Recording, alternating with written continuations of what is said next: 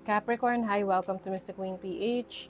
At ito ang part 2 ng reading ninyo for December 2025. So this is going to be focused on your money, career, finances. Ayan, sa inyong kaperahan. Paalala lang, ang reading na to ay general reading. So maaari kayong makarelate, maaring hindi. Just take what resonates. Okay, Capricorn. Pa-like, share, subscribe, follow na rin para lagi kayong updated sa mga readings natin. Okay, what's up? Capricorn. Capricorn. Kaperahan ng mga Capricorn.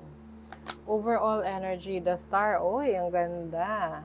The star is about your dreams, your hopes, your dreams, your wishes. So, nakafocus ka sa mga goals mo ngayong December. Kumbaga all set yan. Tsaka may ginagawa ka. Hindi lang yung tinitingnan mo lang yung mga nilista mong goals at hinihintay mong ma-accomplish habang tinitingnan. So you are also taking action. Ayan o. You're doing the magic. Challenge. 7 of Pentacles. Oh, may mga times na nagiging impatient ka. May mga times na gusto mong madaliin yung resulta nung mga nasimulan mo. Oo. Pero alam mo kasi, darating yan sa tamang panahon. Oo. Hanggat alam mo, as long as alam mo na meron kang ginagawang action, 'di ba? You are doing things to make things happen para sa sarili mo, para sa pangarap mo. Ayan o. Malapit na siyang pitasin, kumbaga sa mga pananim. Ito yung manibalang na. Malapit na mahinog. Kailangan na lang konting pasensya. Oo. Kasi makukuha mo na yan. Now, your opportunity is judgment. Oy, this is about change, rebirth. It's a brand new you. And I think, piniprepare mo na rin yung sarili mo sa pagbabago na gagawin mo. Maaring i-rebrand mo yung sarili mo or maaring meron kang babaguhin. Pwedeng physical appearance, the way you carry yourself, magsiset ka ng bagong standards sa sarili mo. Piniprepare mo na yan. Para next year, you are ready. Ayan. And then, your blessing is, wow, the Fool. This is new beginnings. Kung mapapansin nyo, ang excited ng energy ninyo, no? Oo. Very excited.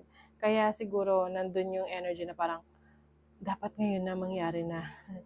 Oo, may mga minamadali kayo. But, take it easy.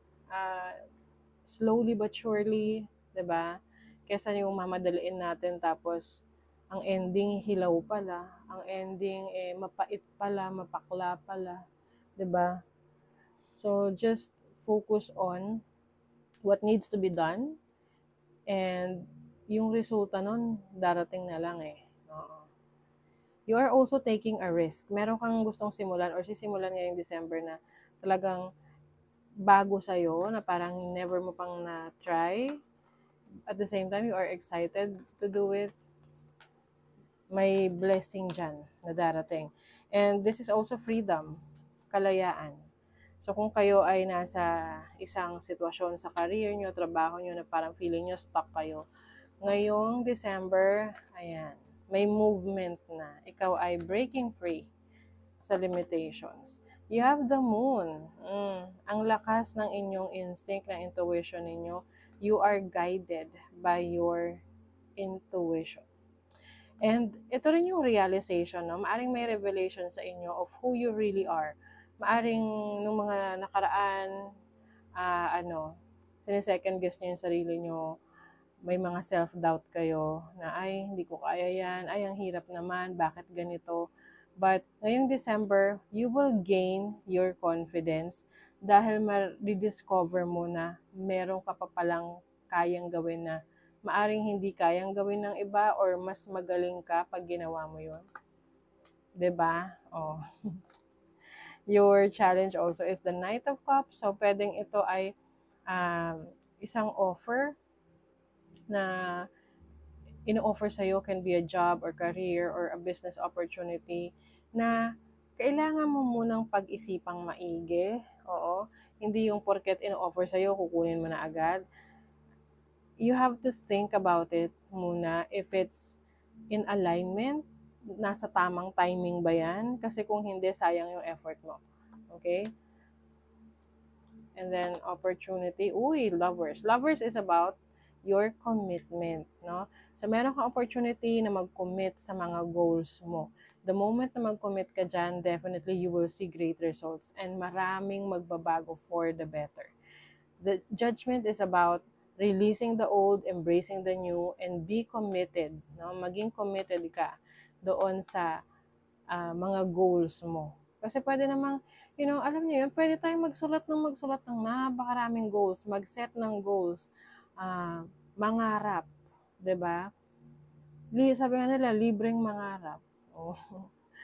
Ang tanong, meron ba tayong ginagawa doon sa pangarap na yun? Or nasa isip lang natin na pangarap mo yun, pero wala kang ginagawang action. So, walang alignment.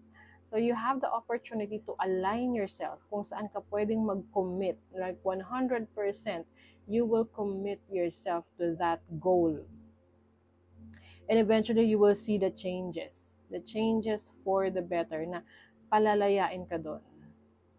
Palalayain ka sa limitasyon na meron ka. What is the Fool? O, di ba? The Eight of Swords, limitation. Itong Eight of Swords kasi, yan nasa isip mo lang. No? Maaring may mga doubts ka sa sarili mo na sinabi ni ganito, hindi mo raw kaya, or ina-underestimate ka ng taong to. Naniwala ka naman. O, di ba? So, pag ganon, kung pinaniniwalaan mo sila, edi wala ka talagang masisimulan. Dahil ikaw mismo na dapat naniniwala sa sarili mo, mas pinaniniwalaan mo pa ibang tao. Oh, now it's time to make that decision. Ano ba yung gusto mong gawin? Ano ba yung gusto mong simulan? Saan mo ba gustong lumaya? You have to decide. Kasi the moment na mag-decide ka, diyan na papasok yung blessing sa'yo. Kumbaga, ayan yung reward mo. 'Di ba? Reward mo for the commitment na binibigay mo para sa pangarap mo. Home. Uy. Ngayong December, meron kang focus sa bahay, sa family life, sa home life. Maaring may pinapaayos ka na bahay, meron kang i-redecorate or i-renovate. Pwede ring focus sa family. Joy, may happiness, December is going to be a happy month for you. Maaring dahil meron kang mga achievements na makukuha, no? May mga goals ka na ma-achieve. Magic. Wow, this is about manifestation. Capricorn, maaring yung minamanifest ninyo finally is happening. Oo. Kumbaga ngayong December, makikita mo na, mararamdaman mo na it's happening. Wow. Yung inyong manifestation skills, mas lumalakas. Oh my God. Tingnan niyo naman, happiness talaga. Wow. Yung mga matagal nang nalulungkot dyan na Capricorn, merong magpapasaya sa inyo.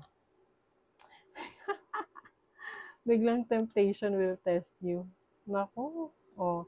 Temptation will test you. Alam nyo, ang temptation, hindi lang yan sa, sa relationship. Temptation din yan kahit sa pagkain, na alam mong bawal sa'yo, tapos kakainin mo pa rin, diba? So, ito yung time na kailangan mas may disiplina ka. Iti-test ka yung universe kung talaga bang seryoso ka sa goal mo diba? Tingnan ko nga si Capricorn, kung talagang seryoso siya. Kung committed ka talaga. Kasi kung committed ka, hindi ka matetempt, hindi ka matutukso. Disappointment in a friend or a lover. Yung iba sa inyo, may sumingit, may disappointment in a friend or a lover. So, pwede itong taong to, connected siya sa trabaho mo, meron siyang ambag sa work mo or sa business mo or sa finances mo. So, pwedeng madidisappoint ka sa kanya. Baka, maging magastos o yung tipong laging nanghihingi. Okay, new rhythms are coming into your life now. You are encouraged to trust and adapt. O, new rhythms. May mga pagbabago. Yung iba sa inyo nagbabago yung routine ninyo, yung mga pang-araw-araw yung ginagawa. So, i-embrace mo yung pagbabago na yan and learn how to adapt. Okay, to be flexible. The connection to divine guidance is within you. Yes, you are divinely guided, Capricorn, sa mga gagawin nyo, sa mga decisions ninyo. Kailangan lang magtiwala ka sa sarili mo na ano man yung piliin mong desisyon, it is divinely guided at yun ay in alignment sa mga goals mo. Okay? So that is your reading, Capricorn. Thank you so much. See you again.